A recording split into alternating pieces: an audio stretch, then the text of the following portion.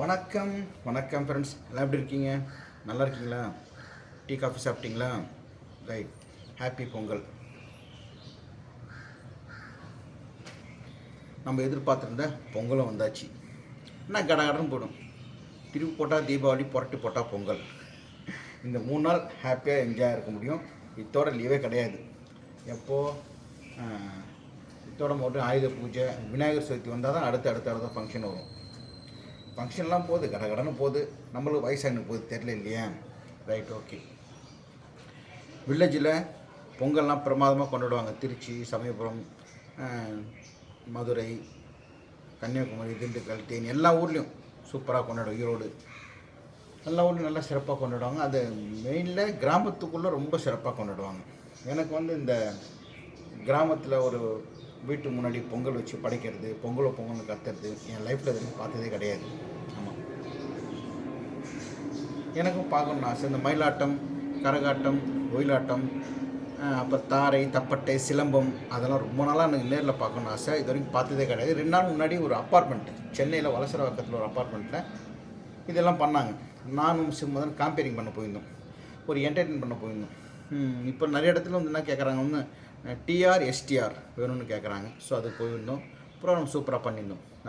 நல்லா பாராட்டினாங்க. ரொம்ப நல்லா இருந்துச்சுன்னாங்க. நல்லா ஒரு என்டர்டெயின்மெண்ட்டாக இருந்துச்சு. அங்கே இருக்கிற பெரிய ஆளுங்க, ஹை ப்ரொஃபைல்னவங்க இல்லையா, அவங்களோட இணைஞ்சி அதை பண்ண ரொம்ப சந்தோஷமாக இருந்துச்சு, ஹாப்பியாக இருந்துச்சு. ஸோ இங்கே இப்படின்னா கிராமத்தில் எப்படி இருக்கும் பொங்கல்லாம்? வேறு லெவலில் இருக்கும் இல்லையா? Right, okay. இன்றைக்கி ஒரு மணிக்கா திருவண்ணாமலை, நான் என் நண்பர்கள் திருவண்ணாமலைக்கு போகிறோம். கிரிவலப்பாதையில் இருக்கிற முடியாதவங்களுக்கு, சன்னியாசிகளுக்கு, நிறைய பேர் இருப்பாங்க இல்லையா, அவங்களுக்கு அன்னதானம் வருஷம் பண்ணுவோம். ஒரு 108 பொட்டலம் பார்சல் பண்ணிக்கணும். தக்காளி சாதம், வாட்டர் பாட்டிலு எல்லாம் அப்படியே ஃபுல்லாக லைன் கொடுத்துருவோம். நைட் இப்போ கிளம்பிடுவோம். இப்போ நேராக கிளம்பிட்டு அங்கே போனாட்டி ஒரு கிராமத்துக்குள்ளே ஒரு ரூம் எடுத்தோம் நாங்கள். அதுக்காட்டி கிடைக்குமா கிடைக்காத தெரில. ஏன்னா ரொம்ப நல்லா இருந்துச்சு. சப்போஸ் அது கிடைக்காத பட்சத்தில் பஸ் ஸ்டாண்டு எதிர்க்க வில்வம் லாட்ஜின்னு ஒன்று இருக்குது. அந்த வில்வம் லாட்ஜில் ரூம் எடுத்துகிட்டு அங்கேருந்து கோயிலுக்கு போயிட்டு வருவோம். ஆனால் அதுதான் நல்லா இருந்துச்சு. அது கிடைக்குமா கிடைக்காது தெரில, சொல்ல முடியாது. ஆக்சுவலாக இப்போது ஒரு 2 மணிக்கு கிளம்புனா ஒரு 6 மணிக்கு போய்டுவோம், 7 மணிக்கு போய்டுவோம். சாமியை பார்த்துட்டு ரூம் தேடுவோம். ரூம் கிடச்சிட்டு அப்புறம் ஒரு அம்மா இருக்காங்க, அந்த அம்மாக்கிட்ட தக்காளி சாதம் ஆர்டர் பண்ணுவோம். அவ்வளோதான். மறுநாள் காலையில் அது பேக்கிங் ஆகிடும். அது மத்தியானம் ஒரு 12 மணிக்கு பேக்கிங் ஆகிறதுக்குள்ள நாங்கள் எல்லாம் கோயிலுக்கு போய்ட்டு வந்துடுவோம். அரவிந்த் ஆசிரமம், ரமண மகரிஷி, சேஷாத்ரி சுவாமிகள், பக்கத்தில் இருக்கிற மௌன சித்தர், விசிறி சாமியார், எல்லா ஆசிரமத்துக்கும் போயிட்டு வந்துட்டு இங்கே போட்டு ரெடி ஆகிடும். அதுக்கு காரில் திரும்பி போட்டு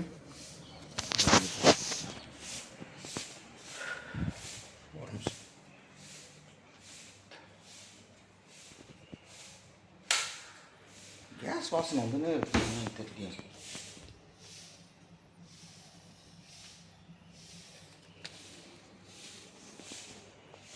கேஸ் வாசனை வர மாதிரி இருக்கான தெரியல எனக்கு.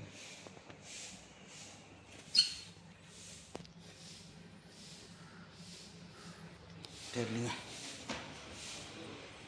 வாடை வர மாதிரியே இருக்குது, ஆனால் கண்டுபிடிக்க முடியல.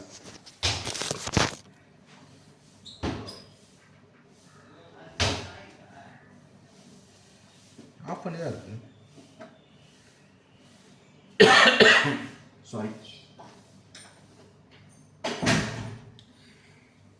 இன்னைக்கு போயிட்டு நாளைக்கு நைட்டு வருவேன். இப்போ நான் கீழே போயிட்டு தம்பியை குளிக்க வச்சுட்டு அவன் டிஃபன்லாம் கொடுத்துட்டு, அவர் புது சொக்கா ஒன்று இருக்குது, நம்ம செந்தில்குமார் பிரதர், அவர் கொடுத்த ஷர்ட் போட்டுக்கணுமா. மேக்ஸிமம் பனியன் தான் போட்டுப்பான், நீ ஷர்ட் போட்டுக்கிறேன். நான் சரி ஷர்ட் போட்டுக்கிட்டான்ட்டேன். புது லுங்கி நான் தச்சுன்னு கொடுத்துட்டேன், ஓரம் அடிச்சுட்டு கொடுத்துட்டேன். அவருக்கு என்ன சொல்கிறது, போகி பொங்கல்னால் வீட்டிலேருந்து அவன் பார்ப்பான். டிவியில் தான் அவனுக்கு எல்லாமே, அவனுக்கு வெளி உலகம் தெரியாது. ஒரு சின்ன வயசில் போயிருக்கான். அப்புறம் கிட்டத்தட்ட ஒரு 30 வருஷமாக வெளியே ஒரு தடவை 2 தடவை தான் போயிருக்கான். நம்மளால் இருக்க முடியுமா அந்த மாதிரி? ஒரு 3 நாள் சேர்ந்த மாதிரி ரூம் வீட்டில் இருந்தால் நம்மளுக்கு மண்டை வெடிக்கிற மாதிரி ஆகிடும். அவன் அந்த மாதிரி இருக்கான். ஏன்னா அவனை பற்றி தெரியாததால அவன் இருக்கான்.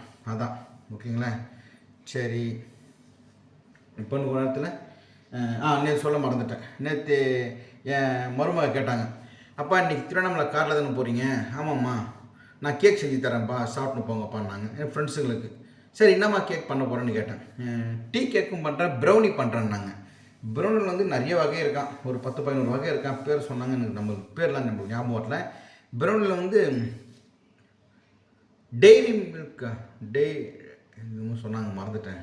ப்ரௌனி, முந்திரி பருப்பு போட்டு ஒரு ப்ரௌனி, பாதாம் பருப்பு போட்டு ஒரு ப்ரௌனி, நட்ஸ் ப்ரௌனி. அப்போ நேற்று பண்ண சாக்லேட் ப்ரௌனி பண்ணாங்க. எங்கே எடுத்து வச்சுறாங்கன்னு தெரில. நாரை வச்சு ஒரு டப்பாவில் எடுத்து வைக்கிறோம் பண்ணாங்க. ஃப்ரிட்ஜில் இருக்குன்னு நினைக்கிறேன். சரி, ஓகே. அது இன்றைக்கி சாப்பிட்டு பார்த்துட்டு உங்கள் ஃப்ரெண்டுங்க எப்படி இருக்கு சொல்லப்பான்னாங்க. அதே மாதிரி நம்ம பிரதர்ஸ் அண்ட் சிஸ்டர்கிட்ட சொல்கிறேன், வாட்ஸ்அப் நம்பர் நான் கொடுத்துட்றேன் உங்களுக்கு. இன்னும் 2-3 டேஸாக நான் வாங்கிடுவேன். அந்த நம்பருக்கு நீங்கள் வந்து வாட்ஸ்அப் பண்ணுங்கள். வாட்ஸ்அப் கால் பண்ண நிறைய ஃபோன் வருது சொல்லிட்டு வாட்ஸ்அப் ஒன்லி.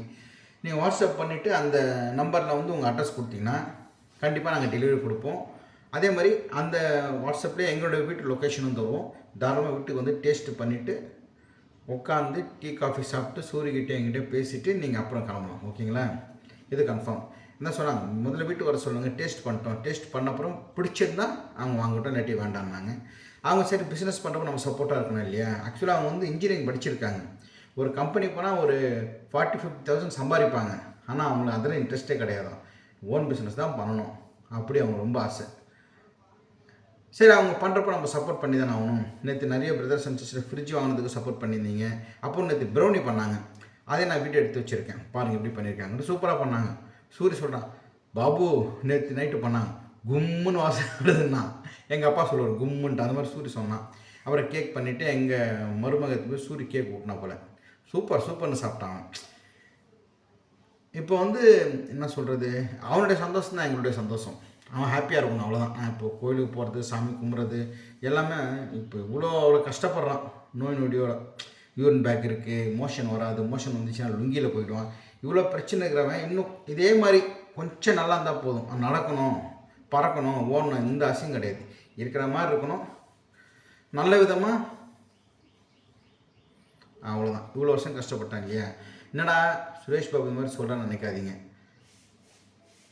தலைவலியும் ஜுரமும் தனக்கு வந்தாலும் தெரியணும். வெளியேருந்து பார்க்குறதுக்கு சில பேர் சொல்லியிருக்கேன், அவங்க கக்கஸ் பண்ண 10 நிமிஷம் தான்டா, யூரின் பேக் 5 நிமிஷம் தான்டா, என்னடா பெரிய வேலை அப்படி சொல்கிறவங்க இருக்கிறாங்க, சொல்லியிருக்காங்க. அது கொஞ்சம் மனசு கஷ்டமாக இருக்கும். பண்ணால் தான் தெரியும் அந்த கஷ்டம். நீங்கள் வேணால் அந்த சொல்வதெல்லாம் ஒன்று போய் பாருங்கள், சூரியன் நான் சொல்கிறேன்ட்டு. சொல்வதெல்லாம் ஒன்று எத்தனை பேர் நீங்கள் பார்த்தீங்க தெரில. சொல்வதெல்லாம் ஒன்று எபிசோட் 1061 போட்டால் வரும், யூடியூப்பில் போட்டால் வரும். கண்டிப்பாக போட்டு பாருங்கள், வருதுங்க. ஃபஸ்ட்டு யாரோ வந்து பேசுவாங்க, ஒரு தாத்தாவும் ஒரு பொண்ணு வந்து பேசுகிறாங்க.